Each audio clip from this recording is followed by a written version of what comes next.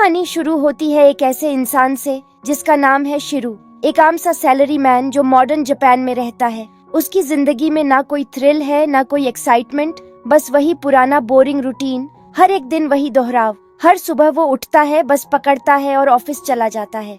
देर रात तक काम करके जब घर लौटता है तो अपने छोटे से गंदे अपार्टमेंट में बैठकर टिकटॉक के बेकार वीडियोस देखता रहता है।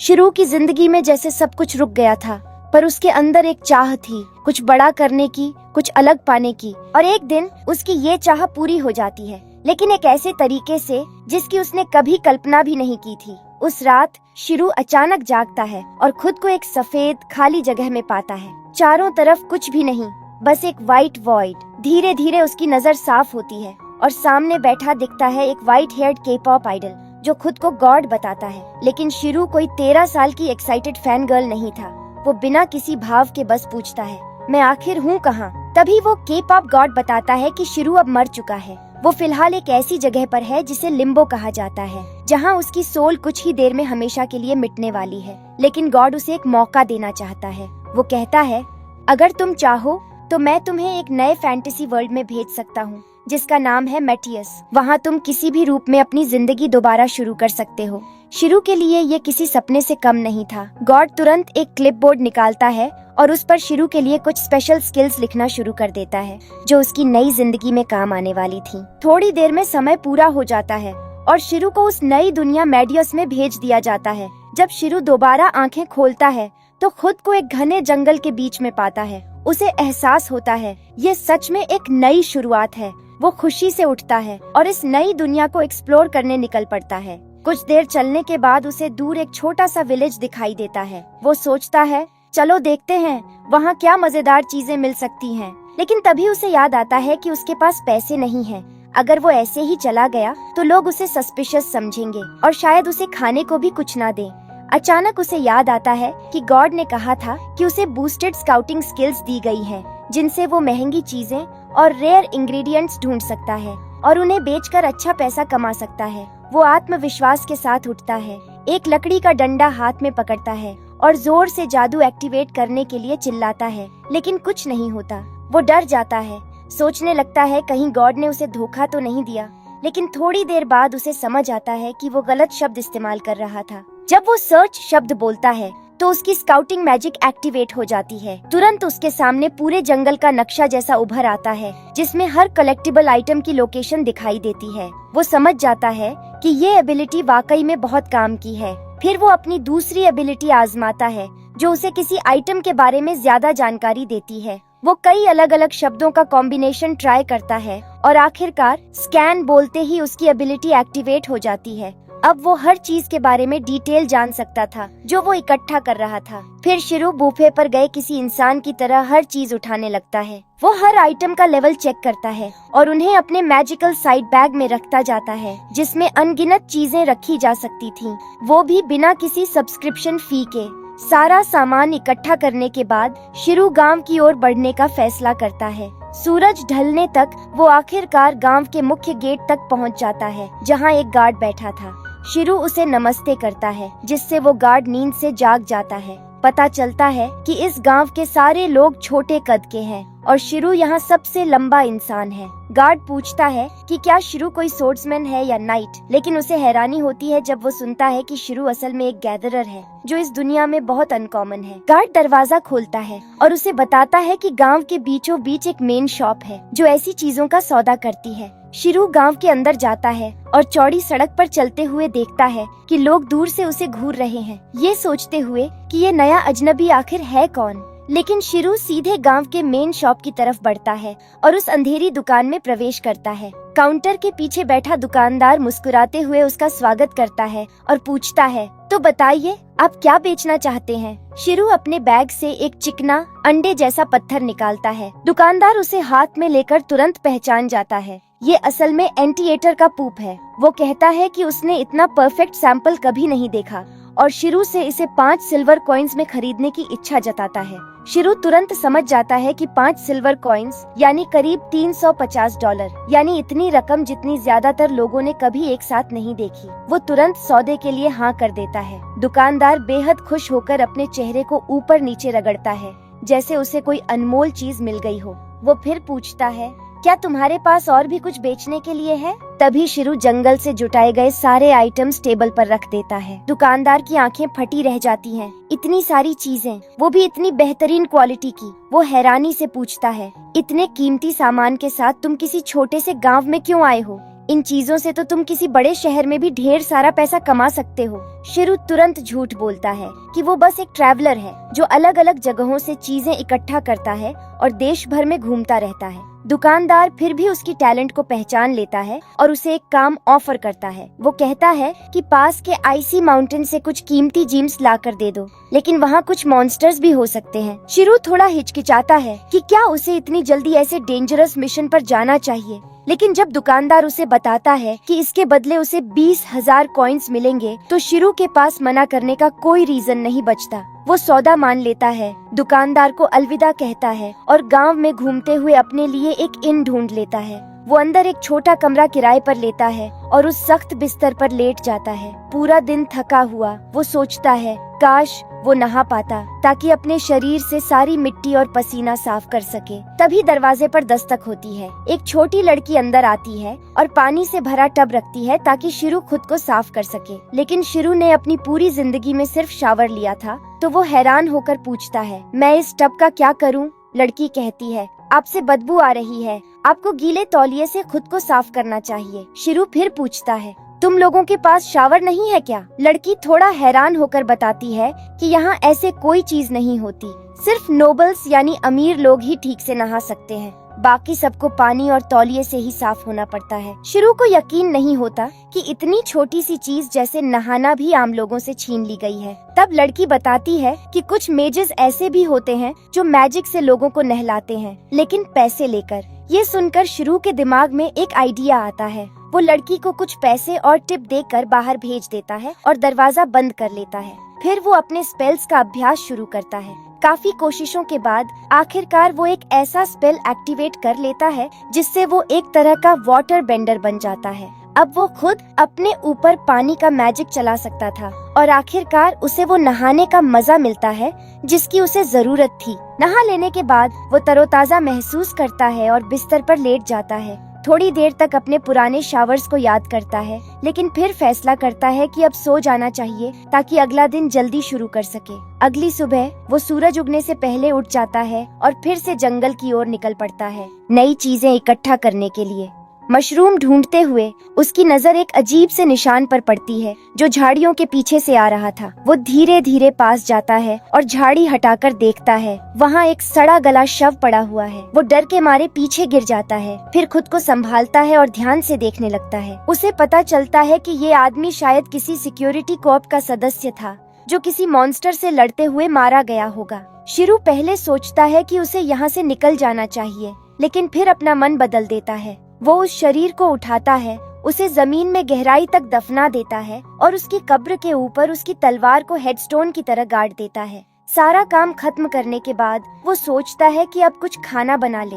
सूरज ढल चुका था, तो वो सबसे पहले अपने चारों ओर एक मैजिकल बैरियर बनाता है ताकि सुरक्षित रहे। फिर जमीन पर बैठकर आग जलाता है और उस पर एक बर्तन रखता है। शिरू कोई बेवकूफ नहीं था, इसलिए वो अपना खाना खुद बनाता है। वो जंगल से मिले ग्रीन वेजीज और थोड़ा सा मीट लेकर एक स्वादिष्ट स्ट्यू बनाता है।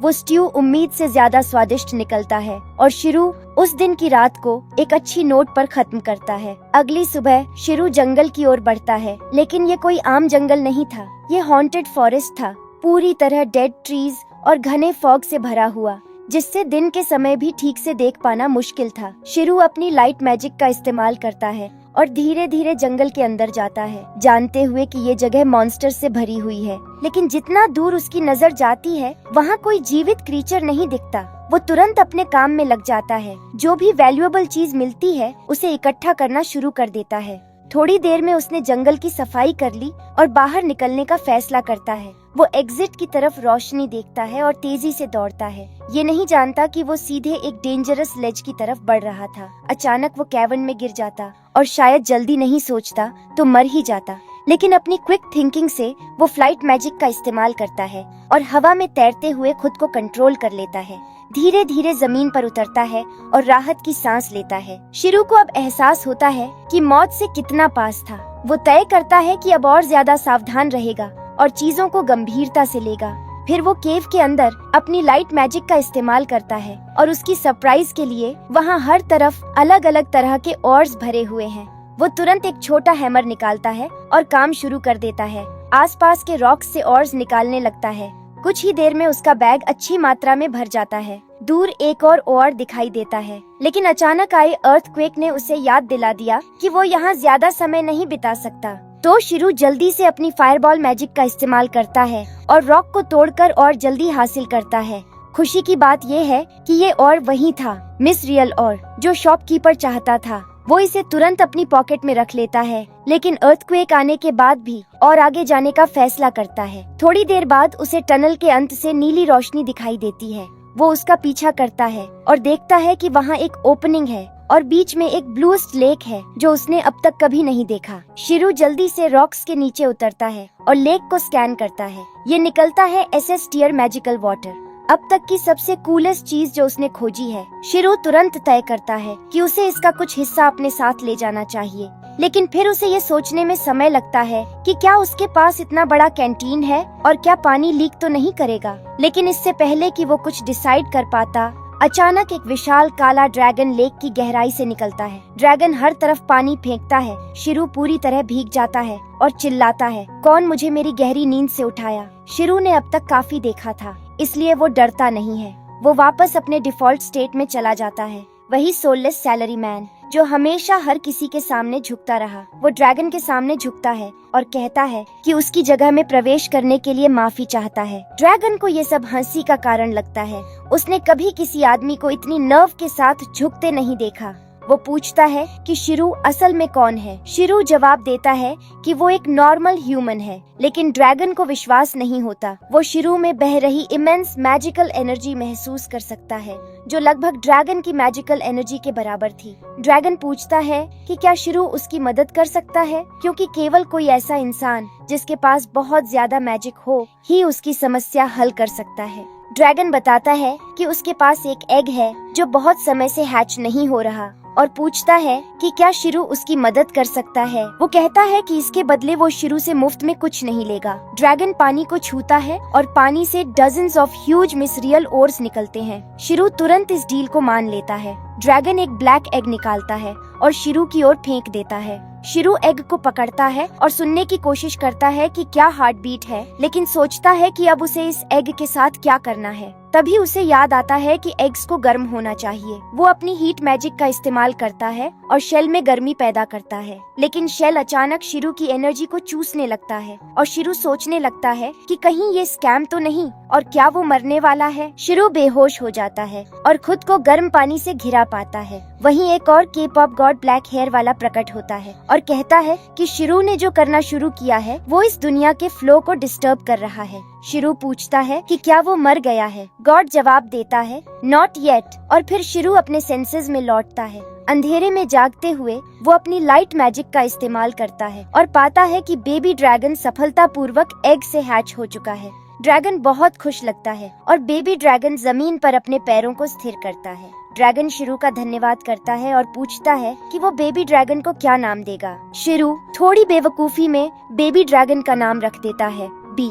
इसके बाद ड्रैगन शिरू को पूरी तरह शॉक कर देता है। कहता है कि अब से बी हमेशा शिरू के साथ रहेगी। शिरू को यकीन नहीं आता कि इतनी रेयर और खूबसूरत क्रीचर उसके साथ जुड़ सकती है, लेकिन बड़ा काला ड्रैगन कहता है कि शिरू पहले से ही सुपर स्ट्रॉन्ग है और निश्चित रूप से बेबी ड्रैगन की सुरक्षा कर सकता है। इसके बाद ड्रैगन पानी की सतह के नीचे गायब हो जाता है और शिरू और बी अपनी जर्नी जारी रखते हैं। शिरू और बी जल्द ही केव से बाहर निकलते हैं और उस समय शाम हो चुकी होती है। बी खुशी खुशी उड़ती है क्योंकि ये पहली बार है जब वो बाहर की दुनिया देख रही है। शिरू को एहसास होता है कि जल्दी ही अंधेरा होने वाला है। वो पास ही कैंप लगाने का फैसला करता है और फिर लेक से मैजिकल वाटर लेकर एक ग्लास भरता है। एंशिएंट ड्रैगन ने अपने मैजिक से शिरू के मैजिक बैग को लेक से कनेक्ट कर दिया था, क्योंकि ये मैजिकल वाटर बी की ग्रोथ के लिए जरूरी था। बी जल्दी से एक ग्लास पानी पी जाती है और फिर और मांगती है। शिरू उसे रीफिल देता है, लेकिन बी दयालु है और ग्लास शिरू को लौटाती है ताकि वो भी न्यूट्रिशियस वाटर पी सके और खुश रहे। उसके बाद शिरू कुछ मैजिक स्टोन्स का इस्तेमाल करता है और बैरियर बनाता है, बिना स्पेल्स को जोर से बोलने की जरूरत के। वो जानता है कि ये मैजिक स्टोन्स इस दुनिया में बहुत रेयर हैं। शिरू ने शेक्सपियर से खरीदी गई एक किताब पढ़ी थी, लेकिन उसे कोई मुश्किल नहीं होती क्योंकि वो आसानी से मैजिक स्टोन्स बना सकता है। शिरू अपनी हथेली में हीट मैजिक कंसंट्रेट करता है और एक मैजिक स्टोन बनाता जो कंट्रोल्ड फ्लेम जनरेट करता है, खाना पकाने के लिए परफेक्ट। फ्लेम जलने के बाद शिरू मीट स्ट्यू तैयार करता है और बी उसे देखकर अनकंट्रोलेबली ड्रूल करने लगती है। शिरू सोचता है कि बी को स्ट्यू पचाने में सक्षम होना चाहिए और उसे एक बोल देता है। वो चेतावनी देता है कि ये बहुत गर्म है, लेकिन बी जल्दी से पी जाती है और अपनी टंग जला लेती है, जो ड्रैगन के लिए काफी पैथेटिक है। शिरू को स्ट्यू को थोड़ा ठंडा करना पड़ता है ताकि बी आराम से पी सके। बी इसे पीकर फुल और एग्जॉस्टेड हो जाती है। शिरू उसे बहुत क्यूट पाता है, लेकिन फिर पूछता है कि क्या उसे अपने डैड की याद नहीं आती। बी तुरंत शिरू की तरफ कूदती है और उसे हग करती है, ये दिखाने के लिए कि वो उसके साथ खुश है। शिरू उसकी स्टैट्स चेक करता है और पाता है कि बी पहले ही रैंक बी पर है और उसके पास इम्प्रेसिव गिफ्ट्स हैं। शिरू इस बात से शॉक्ड है, लेकिन सोचता है कि चाहे बी कितनी भी स्ट्रॉन्ग क्यों न हो, वो अभी भी एक बच्ची है और उसे एक एडल्ट की गाइडेंस की जरूरत है। वो उसे समझाने लगता है कि भले ही वो उससे ज्यादा स्ट्रॉन्ग हो, लेकिन उसे कोई रेकलेस काम नहीं करना चाहिए और शिरू की बात सुननी चाहिए। लेकिन बेबी ड्रैगन इतनी स्लीपी है कि लेक्चर के बीच में ही सोने लगती है। शिरू उसे सोते हुए देखकर सोचता है कि उसे एक क्यूट पार्टनर मिला है, लेकिन वो वैसा नहीं जैसा उसने के-पॉप गॉड से पूछा था। वो सोचता है कि क्या गॉड ने इसे जानबूझकर किया। अगली सुबह शिरू उस क्लिफ पर चढ़ता है जहां वो कल गिरा था और फिर फॉरेस्ट में पहुंचता है। आश्चर्यचकित होकर देखता है कि फॉरेस्ट पूरी तरह अलग दिख रहा है। वो सोचता है कि ये इस दुनिया की क्वर्की चीजों में से एक हो सकती है। जैसे ही बी आसपास का एरिया एक्सप्लोर करती है, शिरू यूजफुल आइटम्स खोजने लगता है और कुछ नए हर्ब्स इकट्ठा करता है। तभी उसे अचानक स्ट्रेंज टिंगलिंग महसूस होती है और अगले ही पल बी डर के मारे उसके पास उड़ती हुई आती है। शिरू तुरंत आसपास मॉन्स्टर्स खोजता है और रेडर पर कई पॉइंटर्स दिखाई देते हैं। ये सरप्राइजिंग है क्योंकि पिछले दिन उसने कोई मॉन्स्टर नहीं देखा था। वो सोचता है कि शायद उसकी बैड स्मेल जो मॉन्स्टर्स को रिपेल कर रही थी अब वॉश हो गई है। शिरू मॉन्स्टर्स से लड़ने से डरता नहीं है क्योंकि उन्हें डिफीट करने पर उसे अच्छे मटेरियल्स मिल सकते हैं, लेकिन डेंजर सिर्फ फॉरेस्ट में नहीं है। जल्दी ही एक सी रैंक रॉक फैल्कन उसके पीछे दिखाई देता है। बी इस फेरोशियस क्रीचर को देखकर डर जाती है, लेकिन शिरू इसे एंशिएंट ड्रैगन की तुलना में क्यूट पाता है। शिरू मॉन्स्टर की डिस्क्रिप्शन पढ़ता है और पाता है कि इसका मीट टेस्टी है। ये उसके लिए मॉन्स्टर हंट करने के लिए पर्याप्त वजह है। वो पहले शील्ड बनाता है और फिर आइस स्पाइक्स शूट करता है रॉक फैल्कन पर, जो तुरंत गिर जाता है। शिरू खुश होता है कि उसे एक इंग्रेडिएंट मिल गया, लेकिन बी फॉरेस्ट की ओर से आने वाले मॉन्स्टर्स की ओर इशारा करती है। शिरू मुड़कर देखता है और पाता है कि वहाँ wolves with snakes for tails आ रहे हैं। वो डिसाइड करता है कि इन्हें क्लोज कॉम्बैट में फेस करेगा। वो अपने बॉडी को लाइटर और फास्टर बनाने के लिए एन्चांटमेंट स्पेल्स कास्ट करता है। पहली वुल्फ अटैक करता है और शिरू हाई जंप करके उसे डॉज करता है। फिर वो अपने बॉडी को अल्ट्रा हार्ड बनाता है और पहले वुल्फ के हेड पर किक मारता है, जिससे वो तुरंत डेड हो जाता है। बाकी वुल्व्स अटैक करते हैं, लेकिन शिरू उनके लिए बहुत फास्ट है। वो उनकी अटैक्स डॉज करता है और उन्हें पावरफुल और स्विफ्ट किक से हरा देता है। शिरू सभी मॉन्स्टर्स से मीट कलेक्ट करता है, लेकिन थोड़ी देर बाद फिर से फॉरेस्ट से और मॉन्स्टर्स दिखाई देते हैं। अब उसे इरिटेशन होती है क्योंकि वो हमेशा फाइट नहीं कर सकता। तभी बी मदद करने का डिसाइड करती है। वो शिरू को कैरी करते हुए उड़ने की कोशिश करती है और शिरू सोचता है कि वो ऐसा नहीं कर पाएगी, लेकिन बी अपनी गर्ल पावर का इस्तेमाल करती है और शिरू को लिफ्ट कर लेती है। शिरू डिसाइड करता है कि वो उसे मदद करेगा और अपना वेट कम कर देगा। वो एक स्पेल कास्ट करता है जिससे वो लाइटर हो जाता है, लेकिन बी इसे एक्सपेक्ट नहीं कर रही थी और अचानक वो हाई अप स्काई में शूट कर देती है। शिरू पैनिक में आ जाता है और उसे कहता है कि वो बहुत ऊंचाई पर उड़ रही है। सरप्राइज्ड बी उसे गिरा देती है। शिरू चिल्लाने लगता है जब वो जमीन की तरफ गिरता है, लेकिन ट्रीज उसे कुशन की तरह एक्ट करते हैं और वो सेफली लैंड करता है। बी उसके पीछे उड़ती है और उसका फेस लिक करने लगती है, जिससे शिरू थोड़ी अनॉयड हो जाता है। जब वो उठता है तो पाता है कि वो फॉरेस्ट से बाहर निकल चुके हैं, क्योंकि बी फाइटर जेट से भी तेज थी। शिरू उसे मदद करने के लिए थैंक्स करता है और कहता है कि अगली बार थोड़ी अपनी पावर कंट्रोल करे क्योंकि वो उससे बहुत फ्रैजाइल है। लेकिन बी उन कॉम्प्लिकेटेड वर्ड्स को नहीं समझती और उसे टाइट हग करती है जिससे कुछ रिब्स टूट जाती हैं। इसके बाद वो अपनी जर्नी फिर से विलेज की ओर जारी रखते हैं। शिरू अपने बैकपैक से एक ब्रांच निकालता है और उसे घुमाते हुए बी को बताता है कि ये branch of the legendary tree dress है जो कहा जाता है कि दुनिया को एम्बॉडी करता है, लेकिन अभी ये सो रहा है। बी जानती है कि स्लीपिंग ब्रांच को कैसे जगाना है। वो एक cloud of stinky gas breathe out करती है जिससे टाइनी ब्रांच मैजिकली स्टाफ में बदल जाता है। शिरू ये देखकर शॉक्ड हो जाता है और सोचता है कि क्या एक गैदरर जैसे उसे स्टाफ यूज कर पाएगा। वो नहीं चाहता कि लोग उसे नॉर्मी विज़र्ड समझें, लेकिन उसकी थॉट्स डिस्टर्ब हो जाती हैं जब उसे लाउड रोर सुनाई देता है। शिरू तुरंत अलर्ट हो जाता है और फाइट के लिए रेडी हो जाता है, लेकिन बी रोर की डायरेक्शन में उड़ जाती है जिससे शिरू उसकी चिंता करता है। शिरू उसका पीछा करता है और पाता है कि बी एक ट्री के चारों ओर सर्कल कर रही है। जैसे ही वो ट्री के पास पहुंचता है उसे एक रैगेड और एग्जॉस्टेड एल्फ दिखाई देती है। शिरू पूछता है कि क्या उसे मॉन्स्टर ने अटैक किया था। एल्फ मना कर देती है, लेकिन अचानक उसका स्टमक वही लाउड रोरिंग साउंड करता है जिससे शिरू पैनिक में आ जाता है।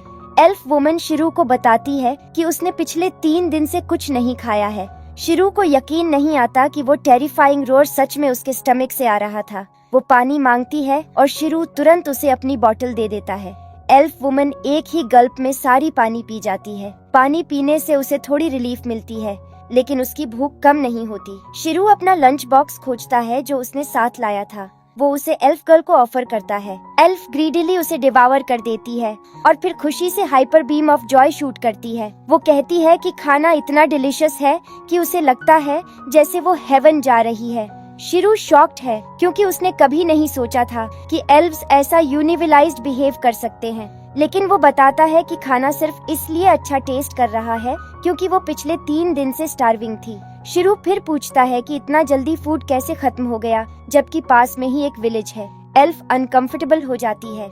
शिरू उसे टीज करता है, कहता है कि यहाँ तक कि नूब्स भी अपने जर्नीज में लंच बॉक्स साथ ले जाते हैं। एल्फ गुस्सा हो जाती है और शिरू के पास जाकर क्वारल करने लगती है, लेकिन शिरू तुरंत पीछे हट जाता है क्योंकि वो स्टिंग करती है। शिरू कहता है कि उसे लगा था कि एल्व्स पेपरमिंट और स्ट्रॉबेरीज जैसी स्मेल करेंगे, लेकिन ये फ्रेश मैन्योर जैसी स्मेल कर रही है। एल्फ गुस्से में कहती है कि उसने खुद को क्लीन नहीं किया क्योंकि उसे कई दिन कैंप में रहना पड़ा। वो जल्दी से जाने की तैयारी करती है। शिरू को खाना देने के लिए थैंक्स करती है, लेकिन कहती है कि किसी नए मिले इंसान का मजाक उड़ाना गे है।